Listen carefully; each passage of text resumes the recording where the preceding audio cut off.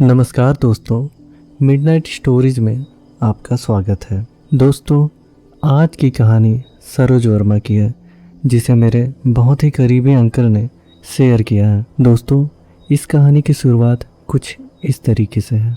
कभी कभी वो रात और वो मंजर याद आता है तो मेरा दिल दहल उठता है। आखिर वो था क्या? वो महज मेरा ख्वाब था या हकीकत जिसे मैं आज तक भूल नहीं सका। जब कभी वो वाक़या मेरे सामने आता है तो खौफ के मारे आज भी मेरे रोंगटे खड़े हो जाते हैं। उस रात की सारी घटना मेरी आंखों के सामने एक फिल्म के जैसे चलने लगती है। भयानक और अंधेरी रात, ऊपर से सुनसान इलाका, बड़ा सा उजड़ा हुआ कमरा, फिर कंडक्टर की लाश का यूं मिलना। ना जाने उस रात को क्या होने वाला था, लेकिन हम उस रात सच में बच गए थे। अगर वो ना होता तो शायद हम सब भी उस कंडक्टर के साथ अपनी जान से हाथ धो बैठते। ये कहानी लगभग 20 साल पहले की बात है, जब मैं अपने परिवार के साथ जयपुर घूमने का कार्यक्रम बनाया। बेटा बहुत दिनों से जिद कर रहा था कि पापा मुझे राजस्थान घूमने के लिए ले चलिए। सो मैं उसकी बात मानकर उसे जयपुर घुमाने को राजी हो गया। मैं, मेरी पत्नी रीमा और बेटा संयम घर से जयपुर के लिए रवाना हो गए। हमने 2 दिन में पूरा जयपुर घूम लिया, लेकिन मेरे पास अभी 2 दिन की छुट्टी और बची हुई थी। तो मैंने सोचा क्यों ना अजमेर शरीफ भी हो आते हैं। चूँकि हमारे ये प्लानिंग अचानक हुई थी तो हमें जल्दबाजी में बस का सहारा लेना पड़ा। उस बस में और भी यात्री थे, खासकर बुजुर्गों की संख्या बहुत ज़्यादा थी। हमारी जैसे केवल एक ही फैमिली थी। बस में यात्री भी कम ही थे, क्योंकि बस थोड़ी खचाड़ा थी, इसलिए शायद उसमें ज़्यादा यात्री बैठे भी नहीं होंगे। करीब रात के 8 बजे बस अपने डेस्टिनेशन के लिए रवाना हो चली थी।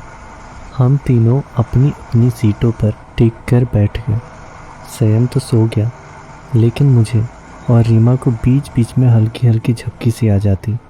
एक तो वीरान और अनजानी जगह, ऊपर से खचाड़ा बस, ये सब मुझे अनकंफर्टेबल सा लग रहा था। ड्राइवर को भी शायद बहुत जल्दी थी अपने डेस्टिनेशन तक पहुंचने की, इसलिए वो भी बस को तेज़ भगाया जा रहा था। अंदर से डर भी लग रहा था कि कहीं वो बस को ठोक ना दे, क्योंकि अंधेरा बहुत घना था। साथ में सुनसान सड़क के किनारे, जिन पर न कोई घर दिख रहा था, और सड़क पर भी इक्का दुक्का वाहन ही दिखाई दे रहे थे। कुछ बुजुर्गों ने ड्राइवर को टोका भी कि बस की रफ्तार थोड़ी धीमी कर दे। कुछ समय तक तो उसने अपने बस की रफ्तार धीमी भी की, लेकिन थोड़ी ही देर बाद उसने फिर से बस की रफ्तार बढ़ा दी।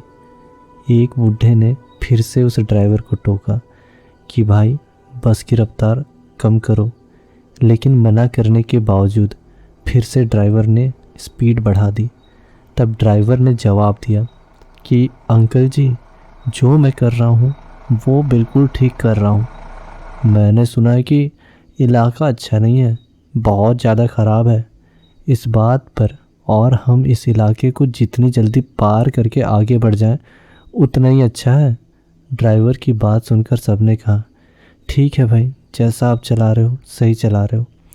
बस तेज़ रफ्तार से आगे बढ़ ही रही थी कि तभी एक तेज़ आवाज़ के साथ बस का थोड़ा बैलेंस गड़बड़ाया और बस थोड़ी दूर बढ़ी और रुक गई। सब एकदम हड़बड़ा गए कि अचानक ये क्या हो गया। इतना खतरनाक इलाका और बस का रुकना, किसी का भी जी डर जाएगा। ड्राइवर ने अपनी टॉर्च चलाई, बस के नीचे उतरा और उसने देखा कि क्या बात है, बस को आखिर क्या हुआ, वो रुकी क्यों। कुछ देर के जांच पड़ताल के बाद उसे पता चला कि बस के पीछे ओर के दोनों पहिए पंचर हो चुके हैं और बस में एक्स्ट्रा पहिए भी नहीं हैं, जिससे कि उसकी मरम्मत कर सके, उसे बना सके। अब आगे क्या किया जाए, सभी इसी सोच में पड़ गए। रेतीली अनजान जगह, अमावस की गहरी काली रात, जंगली जानवरों का डर और बस का यूं खराब हो जाना, सबके तो जैसे होश ही उड़ गए थे। अब क्या करें, क्या ना करें, किसी की कुछ भी समझ में नहीं आ रहा था। तभी कंडक्टर को थोड़ी दूर पर एक रोशनी सी दिखाई दी। उसने सबसे कहा कि देखो, वहाँ रोशनी दिखाई दे रही है, हो सकता है कि वहाँ कोई गांव हो। चलो सब वहाँ चलते हैं, शायद रात भर के लिए कोई सुरक्षित जगह ही सही मिल जाए। अगर एक कोठरी भी मिल गई तो सब वहाँ एक साथ बैठकर रात तो कम से कम गुजार ही सकते हैं। सब कंडक्टर की बातों से सहमत हो गए। सब ने अपना अपना सामान उठाया और चल पड़े उस रोशनी की ओर। जैसे ही वो सब उस रोशनी के नज़दीक पहुँचे तो हमें एक बड़ी सी कोठरी दिखाई दी, जिसे देखने से लग रहा था कि वो कोई बहुत पुरानी सराय है जहाँ भूले भटके मुसाफिर रुकते होंगे। सब कोठरी के दरवाजे के बाहर खड़े हो गए। ड्राइवर ने हिम्मत करके दरवाजे की सांकल खटखटाई। एक बहुत ही बूढ़े व्यक्ति ने दरवाज़ा खोला। उनके सिर पर एक बड़ी सी पगड़ी थी, गले में पुराने ज़माने का कोई ज्वेलरी जैसा था, कानों में कुंडल पहन रखे थे। कुर्ते के ऊपर उन्होंने एक सदरी पहन रखी थी, कमर में धोती, पैरों में पुराने ज़माने की ऊंट के चमड़े से बनी मोजड़ी पहन रखी थी और हाथ में एक बड़ा सा लठ ले रखा था। वो और उनका पहनावा बहुत ही अजीब लग रहा था। तभी कंडक्टर ने बड़ी हिम्मत करके कहा, ताऊसा, बस पंचर हो गई है। हम सबको रात गुजारने के लिए अगर आपकी कोठरी में थोड़ी सी भी जगह मिल जाती तो बहुत मेहरबानी होती। उस कोठरी के मालिक बोले, डरने की ज़रूरत कोई ना है। ये सराय तो मैंने भूले भटके मुसाफिरों की मदद करने के लिए ही बनाई है। मैं चौधरी सुमेर सिंह और हमारी घरवाली धन्नो ही मुसाफिरों का ख्याल रखे है। आप सब लोग भीतर पधारो, जो हम दोनों से बन पड़ेगा तो आपकी मदद करेंगे। कंडक्टर बोला, बहुत बहुत धन्यवाद ताऊसा, बड़ी मेहरबानी जो इस अनजान अजनबी सी जगह में आप हमारी मदद करने को राजी हो गए। चौधरी सुमेर सिंह बोले, इसमें धन्यवाद की क्या बात है, ये तो हमारा फर्ज है। हमारे को बहुत खुशी हुई जो आप लोग हमारे यहाँ पधारे। ये रहा पानी से भरा मटका, इस बड़ी सी डलिया में पूरियाँ रखी हैं और उस बड़ी सी बटलोही में आलू की तरकारी होगी। ये रहे पत्तल और आप सब अपना खाना परोस लें। महिलाओं धन्नों के पास चली जाएं और पुरुष मेरे साथ आ जाएं। जल्दी से सब खाना खा लो और जिसे बाहर के काम निपटाना हो वो निपटाएं, क्योंकि 12 बजे के बाद कोई भी बाहर नहीं निकलेगा और ना मैं किसी को बाहर निकलने दूंगा और कोई भी इसका कारण नहीं पूछेगा। सबके पास अपनी अपनी हाथ घड़ी होगी। समय के अनुसार काम करके सोने के लिए लेट जाओ। ये रहे कंबल, सब बिछा लो। हम सब ने चौधरी सुमेर सिंह की सारी हिदायतों के अनुसार काम किया और कंबल बिछाकर लेट गए। जिनके पास अपने अपने शॉल और चादर थे वे सब ओढ़कर लेट गए। चूँकि मेरे पास ओढ़ने वाला बड़ा सा कंबल था, इसलिए मैंने बेटे को अपने साथ सुला लिया और मेरी पत्नी औरतों के साथ अपना शॉल ओढ़कर लेट गई। चौधरी जी ने एक बार फिर सबको बाहर ना जाने की हिदायत दी और सबको सोने के लिए कहा। लगभग 12 बजे के बाद ना जाने कंडक्टर को क्या सूझी, उसे बीड़ी पीने की तलब लगी और वो बाहर जाने लगा। चौधरी जी ने उसे बहुत रोका, लेकिन वो नहीं रुका।